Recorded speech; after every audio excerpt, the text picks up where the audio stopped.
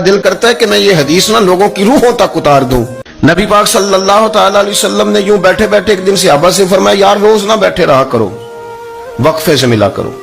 کچھ لوگ زیادہ ساتھ رہنے لگتے ہیں تو ادب نہیں نہ رہتا، ان کو احساس نہیں ہوتا کہ میں کیا کر رہا ہوں۔ تو نبی کریم صلی اللہ تعالی علیہ وسلم نے صحابہ کے مجمع پہ نظر ڈال کے فرمایا، حضور فرمانے لگے روز نہ ملا کرو، وقفے سے ملنے سے محبت بڑھتی ہے۔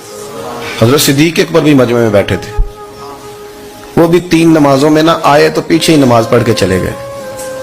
ایک روایت عصر مغرب عشاء اور دوسری جگہ لکھا کہ نہیں ظہر عصر مغرب تھی، پیچھے نماز پڑھی چلے گئے، پھر عصر پڑھی چلے گئے، پھر مغرب پڑھی، اور حضور نے زور کے بعد حضرت انس بن مالک سے پوچھا ابو بکر نہیں آئے؟ پھر عصر کے بعد پوچھا ابو بکر نہیں آئے؟ پھر مغرب کے بعد پوچھا ابو بکر نہیں آئے؟ تو حضرت انس بن مالک کہتے میں بھی حیران تھا کہ وہ نماز تو پڑھ کے گئے ہیں، اور حضور کا طریقہ تھا کہ سلام پھیر کے پیچھے